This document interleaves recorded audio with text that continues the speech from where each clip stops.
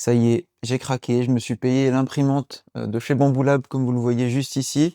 Le décor voilà, ça commence enfin à ressembler à quelque chose, comme je l'imaginais. J'ai beaucoup, beaucoup de choses à dire, sur cette imprimante. Ça fait du coup un peu moins d'une semaine, que je l'ai reçue, montée, installée et que je l'essaye. Je dois avoir une vingtaine d'heures, d'impression, donc c'est pas grand-chose. Mais voilà, ça va être une vidéo, où j'ai vraiment beaucoup de choses à vous dire. Je vais essayer de rien oublier, j'ai une feuille de route là sur le côté pour, voilà, pour rien oublier. Tout sera chapitré bien sûr, mais voilà, je vais essayer de faire le plus complet possible. Ce sera pas une vidéo de «review» entre guillemets de l'imprimante, vu que c'est ma première imprimante. Je peux pas la comparer avec d'autres imprimantes, je suis pas du tout un expert. Le but, c'est surtout de vous partager un peu mes débuts, dans l'impression 3D et c'est l'objectif de la vidéo.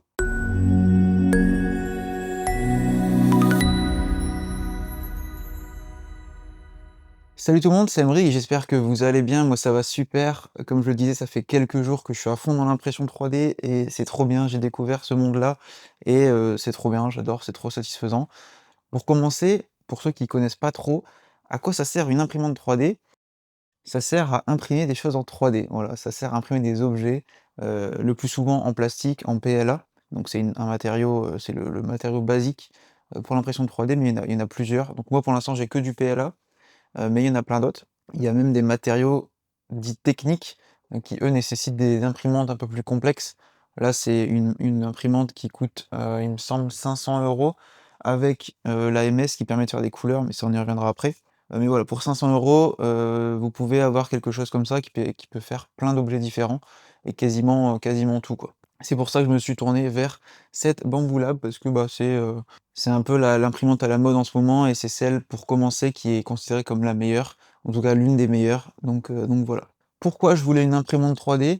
Déjà, ça fait, des années qu'on parle d'impression 3D, moi j'en ai jamais eu, faute d'espace, faute de prix, enfin faute de moyens surtout, faute de temps aussi, mais voilà, là maintenant avec cette chaîne et tout, je me suis dit: «C'est l'occasion, de rentrer là-dedans». Je trouve ça cool aussi, je vais pouvoir mêler l'impression 3D avec la domotique, avec les home labs, c'est souvent lié aussi.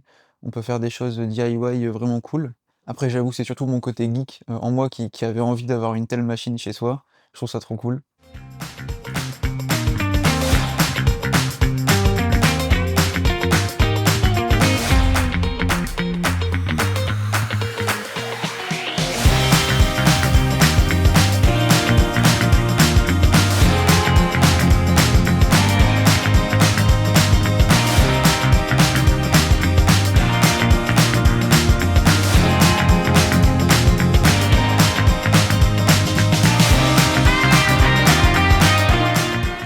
Donc au niveau de l'unboxing, au début j'étais parti pour tout filmer, mais je me suis vite rendu compte qu'il y avait quand même pas mal de pièces et c'est assez encombrant, donc pour pas faire de bêtises, j'ai vite arrêté de me filmer pour faire l'unboxing et le montage, mais concrètement sachez que c'est pas très compliqué.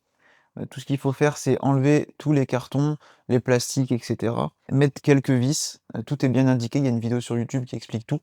Mais concrètement, voilà, c'est que des vis à mettre et imbriquer les bouts les uns dans les autres, mais ça va vraiment, enfin, c'est assez rapide. Moi, j'ai mis, je pense 1 heure en regardant la vidéo, 1 heure et demie à la limite avec l'AMS, mais voilà, c'était pas très long et c'était vraiment cool à faire et voilà, c'est accessible à tout le monde, quoi.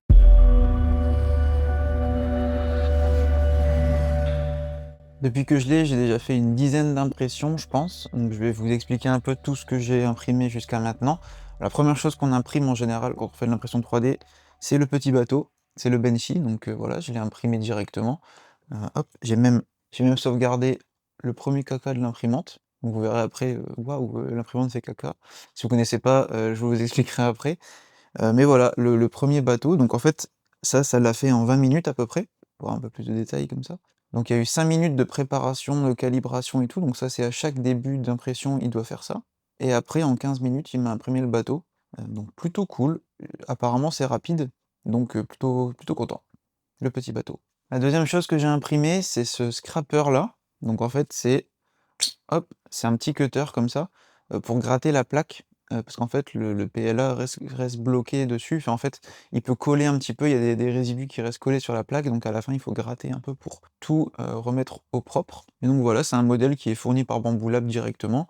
Donc c'est le petit support comme ça. La lame de rasoir est bien sûr fournie, quand on achète l'imprimante 3D, elle est fournie dedans, avec, les 2 vis aussi. Par contre, toute l'armature en plastique, tout comme le capuchon, ça, il faut l'imprimer. Et là, j'en viens directement à un point, qui est plutôt cool en vrai, c'est que tous les accessoires, bah, en fait, il faut les imprimer.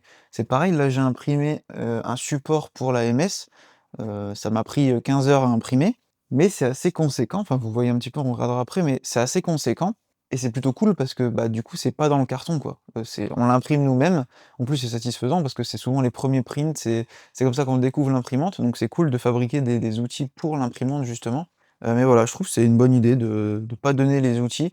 Tout ce qu'on peut imprimer soi-même, en fait, bah, imprimez-le quoi. C'est le but d'avoir une imprimante 3D. Mais d'ailleurs, vous voyez là, je viens de regarder, c'était mon deuxième print et en vrai, la finition est vraiment dégueu. Focus, je sais pas si vous voyez, mais on voit beaucoup les stries et tout, enfin c'est pas ouf ouf. J'étais vraiment parti avec les réglages par défaut, mais ouais, je viens de m'en rendre compte. Mais c'est pas grave, de toute façon c'est qu'un outil, je fais que l'utiliser, donc on s'en fout de la finition. J'ai ensuite imprimé le panier à caca, qui est là-bas, je vais vous mettre un gros plan, qui permet en fait de récupérer les déchets de l'imprimante, parce qu'en fait l'imprimante dès qu'elle change de couleur, elle a besoin de purger l'ancien filament pour mettre la nouvelle couleur. Et donc quand c'est ça, bah, tout le filament, il y a plusieurs méthodes, soit ça fait des petites boulettes, comme je vous ai montré avec, le petit bateau, soit ça fait des petites boulettes et ça jette dans la poubelle, soit ça fait des tours de couleur. Donc ça dépend de la taille de l'impression. Quand il y a beaucoup de changements de couleur, souvent, ils font plus des tours, le logiciel préfère faire des tours. Et si c'est juste de la purge, ça passe par la poubelle à caca, la poubelle à déchets, soyons corrects. Il y a besoin aussi d'utiliser la poubelle à déchets, c'est au démarrage, en fait, le temps de chauffer le filament, tout ça, le temps de préparer, en fait, il fait couler un petit peu de filament, histoire de préparer la chose, et donc là, il jette dans la poubelle aussi. Et d'ailleurs, j'étais très surpris quand j'ai imprimé le bateau, je savais pas qu'il y avait une poubelle à déchets à faire, et il me balançait en fait, il y a un petit ressort, et ça balance les boulettes dans la pièce, c'était n'importe quoi. La première fois, je ne comprenais pas ce qui se passait, donc j'ai vite imprimé le panier là quand même. Si on reste dans les outils, j'ai imprimé ceci. Donc en fait, quand on achète l'imprimante, on a des clés Allen comme ça, mais il y a pas de support en plastique.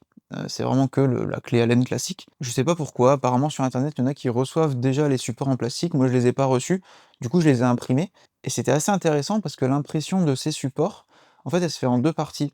C'est-à-dire elle imprime, la première couche, après on doit mettre la clé et après ça imprime par-dessus la deuxième couche, donc là c'est vraiment, incorporé dedans, on peut pas l'enlever. Donc je trouve ça marrant et maintenant j'ai une clé qui est vraiment, beaucoup plus maniable en fait et c'est la clé qui est utilisée pour, tout le montage de l'imprimante. Je crois aussi que si je veux changer la buse, je dois l'utiliser, je suis pas sûr. Je l'ai pas encore fait, mais voilà, dès qu'il y a besoin de toucher, à l'imprimante, ça se passe avec cette clé, donc plutôt cool. Et j'ai aussi imprimé, ceci, donc c'est une boîte à outils avec, certains outils qu'on reçoit avec l'imprimante, donc il y a d'ailleurs une deuxième plus petite clé qui est là. On a une buse que je me suis achetée de 0,6 millimètres, celle par défaut c'est une 0,4. En fait ça dépend, ça permet de déterminer la taille de la couche. Donc moi je fais des couches de 0,4 millimètres, c'est l'épaisseur de la buse en fait, mais on peut mettre plus grand ou plus petit selon le niveau de finition qu'on veut.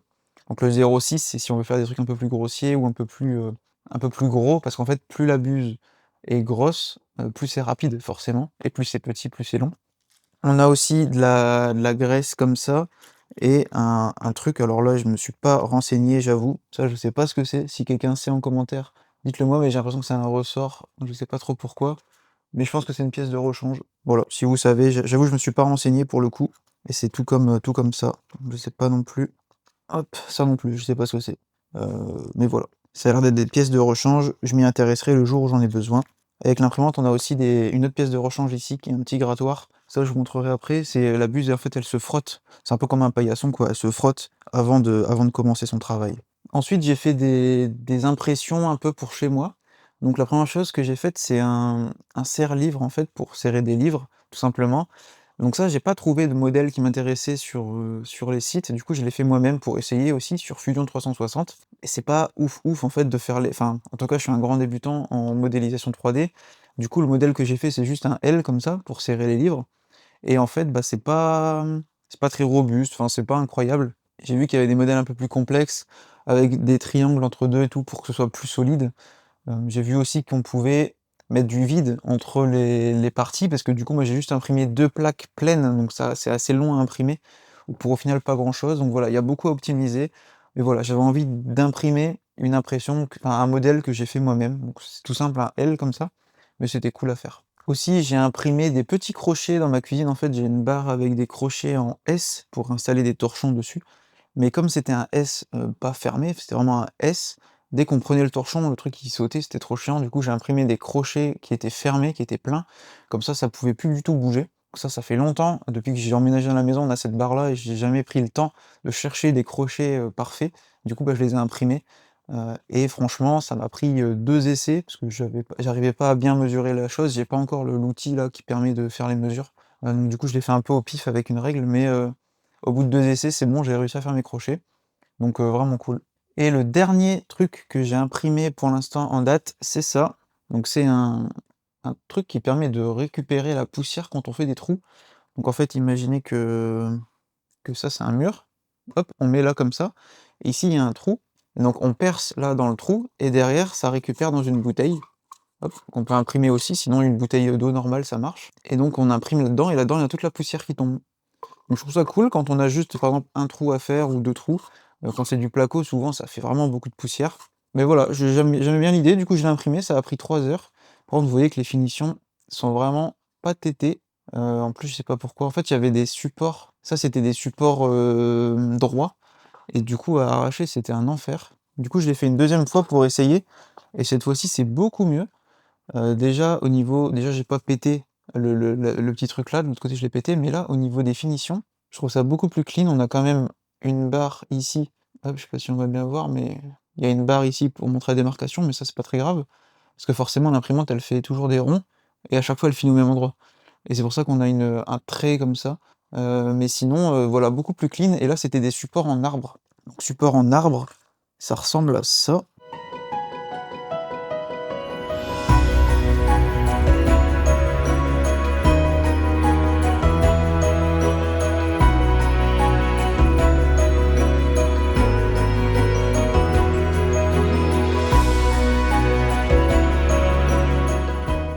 Hop, donc en fait ça imprime, et l'objet il est comme ça tenu par des branches, enfin je trouve ça incroyable. Par contre ça consomme beaucoup plus de matière que les supports, droits, mais c'est extrêmement plus simple à enlever, et bah, on pète beaucoup moins les outils quoi, enfin le print avec les arbres. Donc je pense quand c'est des pièces comme ça qui demandent un peu de précision et cetera, j'utiliserai plus les arbres. Et les choses où je m'en tape un peu, ce sera des trucs droits. Bon, et comment on s'en sert en fait? Comment j'ai fait pour imprimer ces trucs-là? En fait, il existe des sites, donc celui que j'ai utilisé pour le moment, c'est MakerWorld. C'est le site qui est affilié avec, Bamboo Lab en fait. Et donc c'est un site où la communauté vient et poste des modèles 3D qu'ils ont fait. Et donc nous, on peut les récupérer, les envoyer dans un logiciel qui s'appelle Bamboo Studio, qui est aussi, bah, lié à la Bamboo Lab. Et en fait, on peut déterminer, voilà, on met cette pièce-là sur cette plaque. Ensuite, on détermine, OK, je veux cette couleur-là, je veux ça. Enfin, vous pouvez tout déterminer, la taille de la buse, l'épaisseur des couches, et cetera. Et ensuite, le logiciel va venir envoyer le fichier à l'imprimante, donc soit en cloud si vous avez connecté le cloud, soit en réseau si c'est dans le même réseau, soit sinon, il y a toujours la carte SD, on ne voit pas, mais il y a une carte SD ici. On peut juste venir la récupérer, la mettre dans l'ordi, prendre le fichier, le remettre, enfin voilà. Moi je fais tout en réseau, c'est beaucoup plus simple. Mais voilà. Il y a d'autres sites que j'ai pas encore utilisé, il y a Printable, il y a Thingiverse. J'ai pas encore utilisé, dites-moi d'ailleurs en commentaire si vous avez un site de prédilection. Pour l'instant, MakerWorld est très cool. En plus, j'aime bien l'idée de pouvoir donner des boosts. En fait, comment ça se passe, c'est que quand il y a un modèle qui vous plaît, vous pouvez le booster, et le créateur du modèle reçoit, je crois, un dollar de coupon pour acheter du filament chez Bamboo Lab. Je trouve ça marrant et je trouve que c'est une bonne idée. Aussi, sur le téléphone, j'ai une application qui s'appelle Bamboo Handy, qui reprend aussi MakerWorld pour faire les recherches. On peut aussi envoyer des fichiers là-dessus, mais moi j'utilise tout, c'est pour suivre l'état d'avancement de l'impression. Donc on peut voir en plus sur iPhone, il y a le Live Activity. Si vous avez un iPhone 15, ça peut apparaître dans le Dynamic Island, vous pouvez voir exactement où en est l'impression. Dès que ça plante ou que ça termine, eh ben, vous recevez une notif. Enfin, l'application est vraiment cool, je trouve.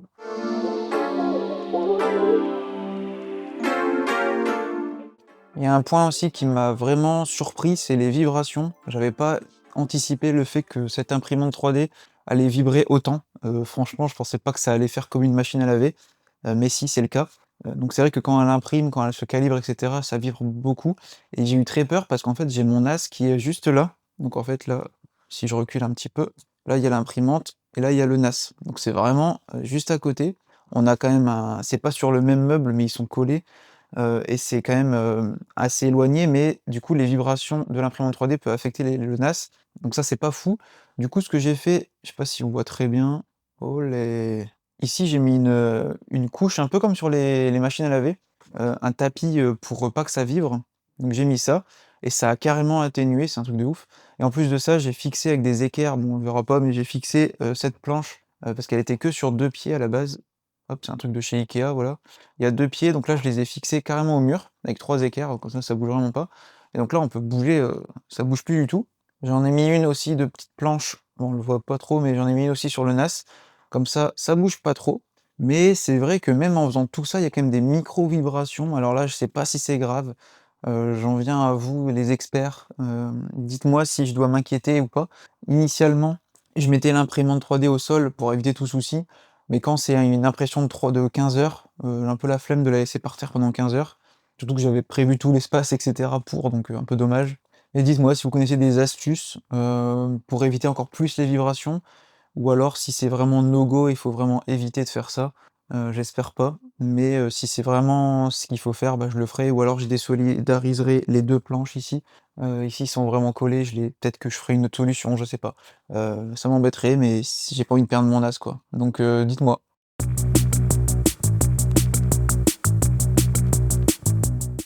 On se retrouve maintenant sur Home Assistant pour, bah, tant qu'à faire, intégrer l'imprimante 3D sur Home Assistant. C'est très simple. Pour faire ça, on va sur HACS. Ici, on a l'extension Bamboo Lab, l'intégration. Donc on l'ajoute, on la prend, et ensuite ce qui se passe, c'est que dans les appareils et services, vous pouvez ajouter l'intégration Bamboo Lab, une nouvelle, tac. Et là, vous choisissez entre le nuage, bon, le cloud Bamboo Lab ou le mode réseau. Moi, je vous conseille d'utiliser le mode réseau parce que le cloud, il marche pas très bien. Il m'a repéré l'imprimante, mais par contre, toutes les entités, il les a pas trop remontées. Je sais pas si c'est que moi, mais en tout cas, le mode réseau marche beaucoup mieux. Vous mettez l'adresse IP de l'imprimante, donc ça, c'est dans les réglages de l'imprimante. Vous pouvez directement aller voir sur le petit écran et trouver l'adresse IP. Numéro de série, moi, j'ai pas dû le mettre, mais en tout cas, il est aussi dessus. Le code d'accès et le nombre d'heures, ça, c'est facultatif.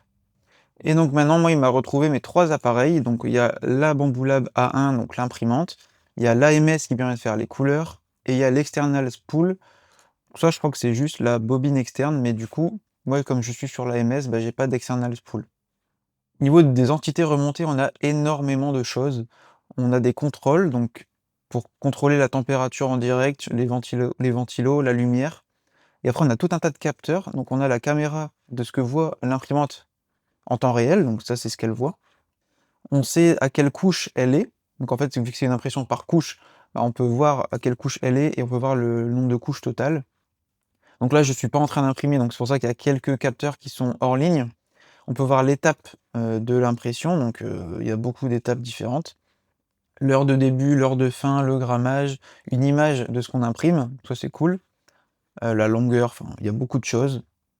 Le nom du fichier, c'est bien beau d'avoir autant de capteurs. Ce que j'ai fait, c'est que j'ai trouvé, la carte ici de Bamboo Lab. Je pense qu'elle est incluse dès qu'on met l'intégration de Bamboo Lab. Mais elle est plutôt cool parce que vous pouvez voir l'imprimante, vous pouvez voir, allumer la lumière directement. Vous avez la caméra, c'est moi qui l'ai rajouté, mais vous avez aussi un module avec l'AMS, donc voir toutes les couleurs. Vous pouvez la mettre en pause et cetera et vous avez pas mal d'infos. Pourquoi? Enfin, le truc vraiment cool, je trouve, avec, l'intégration dans Home Assistant, c'est que j'ai fait une petite automatisation ici qui s'appelle Bamboo Lights. Et en fait, en fonction de, bah, déjà si je suis dans le bureau, mais sinon en fonction de l'état de l'imprimante, elle allume les LED qui sont derrière là, celles qui s'affichent en bleu en vidéo, elle l'affiche d'une couleur. Donc par exemple, si elle est en cours, en train de s'initialiser ou en train de se préparer, ça se met en vert parce que c'est activé. Si elle est échouée, ben, on met en rouge. Et si elle est, je sais plus si c'est bon, on met en vert. En fait, j'ai dit tout à l'heure, c'était violet. Si jamais c'est en train de s'imprimer, j'ai mis en violet, voilà, pourquoi pas. Et si, la dernière, c'était si jamais elle est pas en train d'imprimer, qu'elle est hors ligne ou inactive, dans ce cas, on met en mode bleu, comme ça, quoi. Et j'aime bien parce que du coup, dès que l'imprimante tourne, bah, ça fait une ambiance un peu différente. Des fois, je pars du bureau, je reviens, tout d'un coup c'est vert, je sais que c'est fini, enfin c'est plutôt cool. Ça coûte rien de faire ça. C'est ce qu'on peut faire grâce à la domotique, hein, finalement, c'est de mélanger des appareils qui n'ont rien à voir ensemble. Une imprimante 3D et une LED de chez Philips Hue, ça n'a rien à voir ensemble. mais comme ça on peut faire des intégrations et j'aime bien. J'en ai profité pour mettre une prise connectée aussi sur l'imprimante pour voir combien ça consomme. Donc c'est vrai que ça consomme pas mal quand même. Dès que ça imprime, on monte voilà, à 200 watts environ. En moyenne, on est à 200 watts, en impression. Donc ça consomme, faut le compter, faut le prendre en compte quand on imprime quelque chose. Donc il y a le coût du filament et forcément le coût électrique. Ça va, c'est pas non plus, énorme. Si je regarde sur mon dashboard d'énergie, je sais pas ce qu'il me fait en ce moment, mais voilà. Sur mon dashboard d'énergie, il consomme, autant que, mon bureau. Donc avec mon écran, mon PC et cetera, ça consomme autant. Après ça dépend de combien, j'imprime de trucs par jour, mais ça consomme à peu près autant. Ce week-end, j'ai pas mal imprimé. Voilà, ce week-end, j'ai pas mal imprimé, ça consommait plus que, mon bureau, plus mon home lab, enfin voilà, faut le prendre en compte. Ça consomme un peu, mais voilà.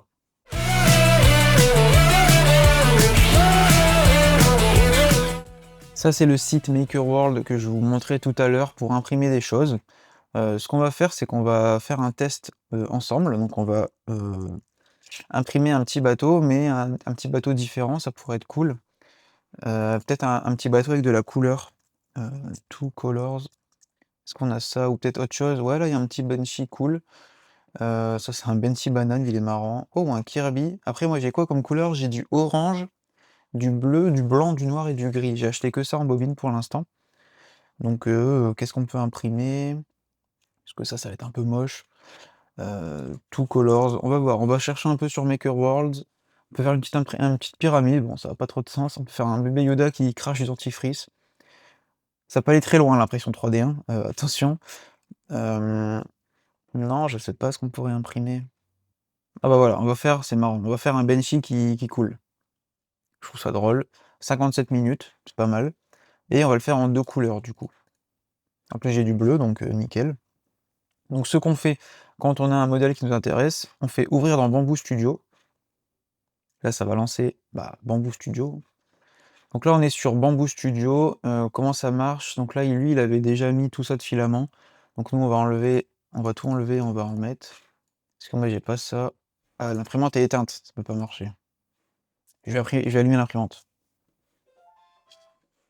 Voilà, donc j'ai allumé l'imprimante. Comment on va faire? Du coup, on va dire qu'il y a du bleu. Donc lui, il est en 2 couleurs normalement. Alors voilà, donc là, aqua, on met en bleu. Donc lui, il avait ça, mais comment on enlève une couleur? Beaucoup trop d'informations.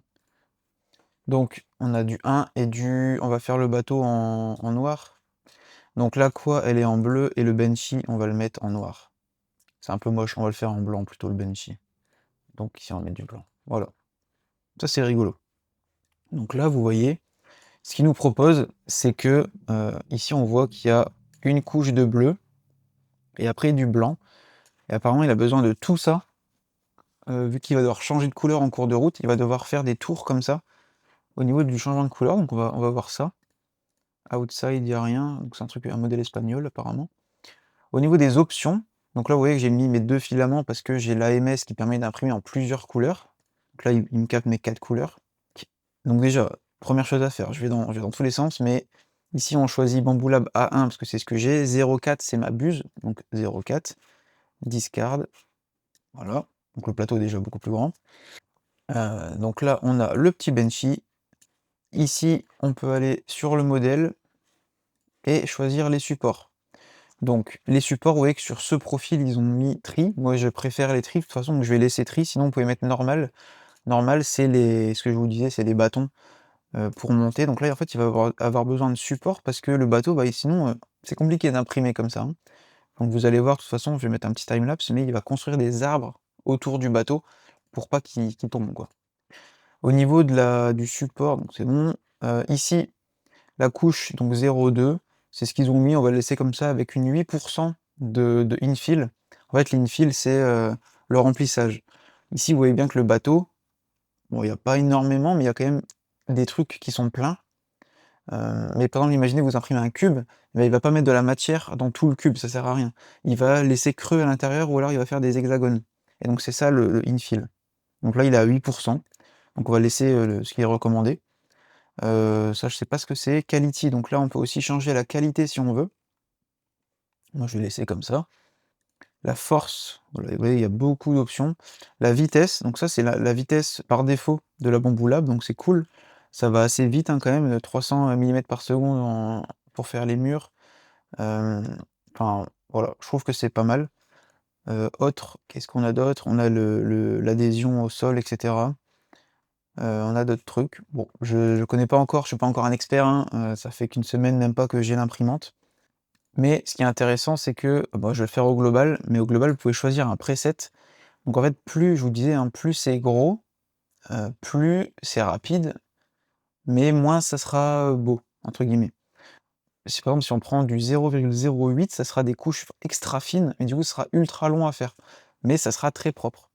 Alors que là, extra draft, c'est vraiment genre on le fait grossier de fou, pour que ça marche. Donc là, le standard, ils ont mis ça à 20. Donc on va le laisser en standard, hein, pour voir, donc c'est ce qu'il préconise, le mec qui a créé ce preset, donc on va laisser comme ça. Ensuite, comment ça se passe? Ici, vous pouvez cliquer sur Slice Plate.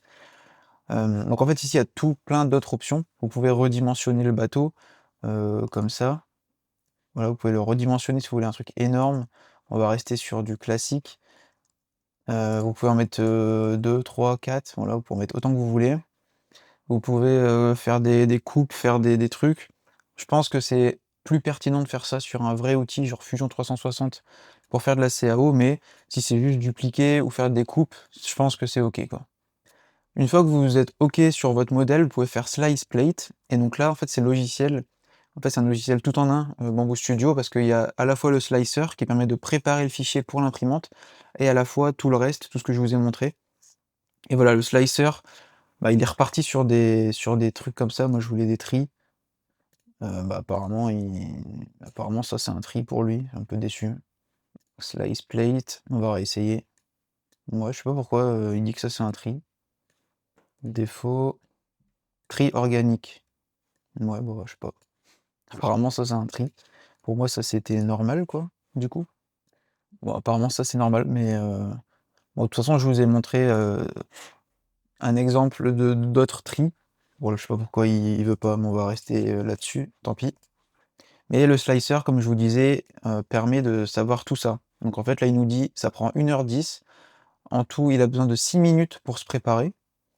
Il a besoin de 1h03 du coup d'impression, directe. Il va utiliser 5 grammes de bleu et 15 grammes de blanc. En tout, il va utiliser 20 grammes de filament. Il va devoir changer de filament 7 fois. Donc ça, on verra pourquoi, dans le timelapse. Et en tout, ça va coûter 52 centimes. Donc là, en fait, il se base sur le prix du filament. Donc moi, j'ai du PLA, bleu mat et du blanc basique. Et du coup, il connaît les prix, vu que c'est Bamboo Lab. Et donc ça va me coûter 52 centimes de faire ça. Et à chaque fois qu'il va changer de couleur, il va venir jeter son filament dans cette petite plaque là. Donc voilà, on va tester. Donc maintenant, on peut faire print, dès qu'on est d'accord. Donc là, le modèle, je sais pas pourquoi, il est devenu bleu. Blanc au lieu de bleu, mais bon, on va espérer que ça marche. Ici, on peut activer le timelapse. Je vais l'activer, comme ça, je vais vous montrer que c'est la différence de qualité. L'AMS, évidemment, on l'active pour avoir plusieurs couleurs. Le bed leveling, c'est le début, en fait, il va vérifier que tout est à niveau. Et ça, c'est la calibration, pareil, c'est au début, il va venir calibrer, pardon, automatiquement l'imprimante, donc c'est pour ça que ça prend 6 minutes. Voilà. On envoie. Vous allez voir, les couleurs, normalement, vont changer derrière moi, ça va devenir bleu, vert, violet, waouh. Alors, please check the following. Donc là, sur Bamboo Studio, voilà ce qui se passe. On a un affichage comme ça. Donc là, il est en train d'envoyer downloading 86%. Si je vais voir l'imprimante, c'est devenu en violet d'ailleurs. Et là, voilà, petite musique de ouf. Et donc là, vous voyez qu'il reste 1h09. On a toutes les infos. Donc ici, on a un petit robot qui nous dit que tout va bien, c'est OK. Ici, on peut afficher, allumer la lumière ou pas, mettre en pause, arrêter. Ça, c'est la vitesse des ventilos. Ici, pardon, ça c'est la vitesse d'impression, on peut augmenter ou réduire. Ça, c'est la température de la buse, donc ça va monter à 220 degrés. Et ça, c'est la température du plateau. Et ça va passer à 80 degrés, je crois. Comment ça marche? Tant qu'elle fait ces petites manips là, on va regarder ça.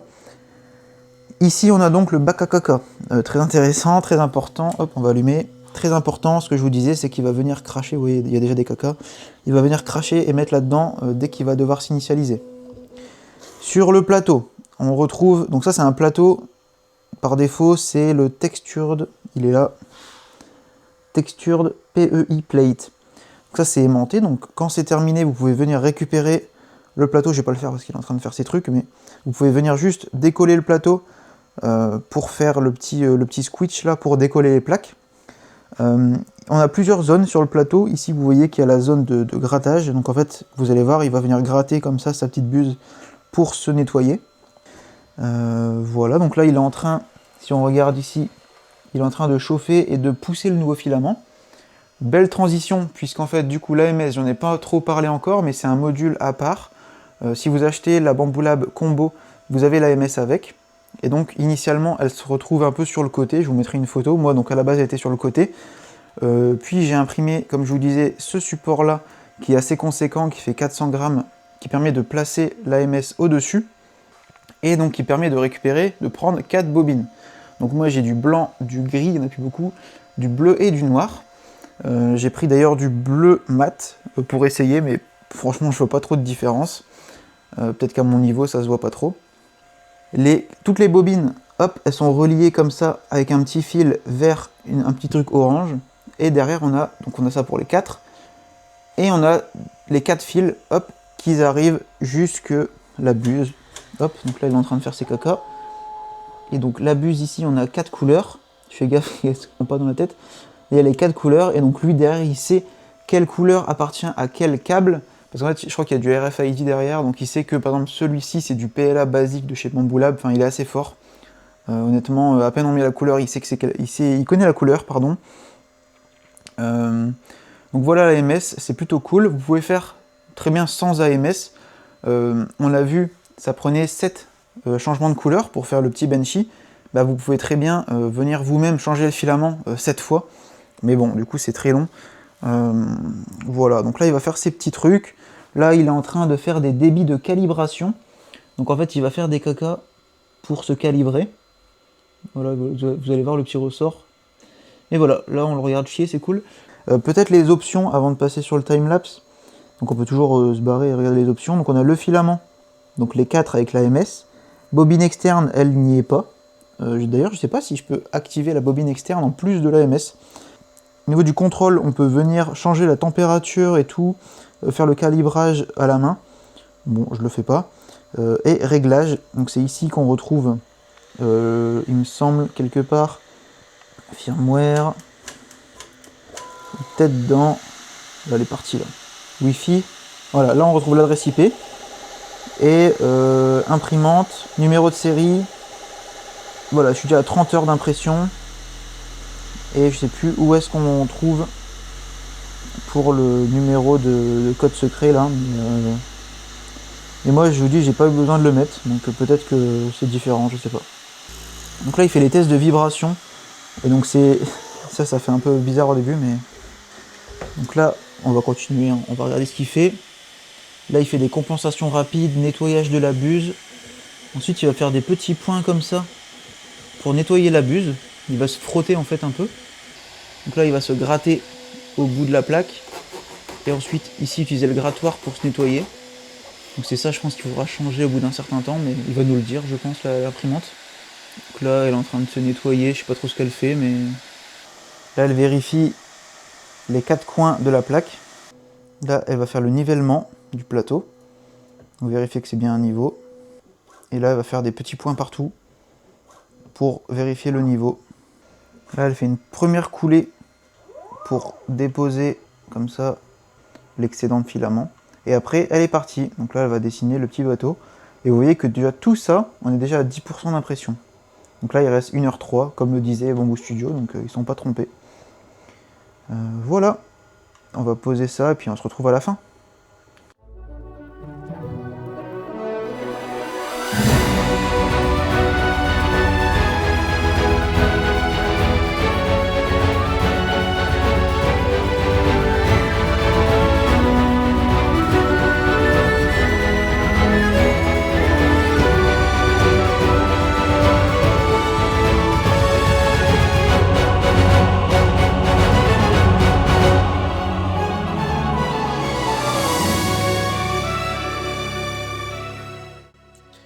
OK, donc c'est terminé.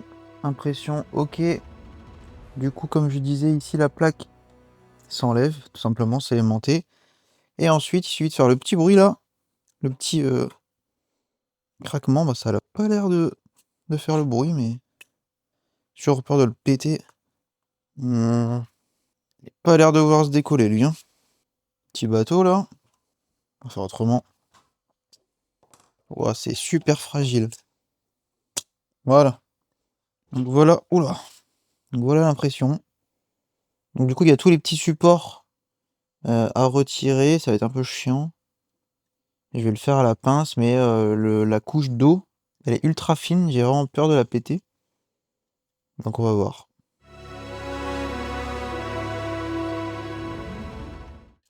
J'ai enlevé les supports, donc ça donne ça, donc c'est plutôt cool, plutôt joli. Par contre, on remarque, que les supports ont laissé des traces sur l'eau. Ça fait un peu dégueu. Mais bon, de toute façon, l'objectif, c'était surtout de vous montrer une impression de A à Z avec tous les options et tout.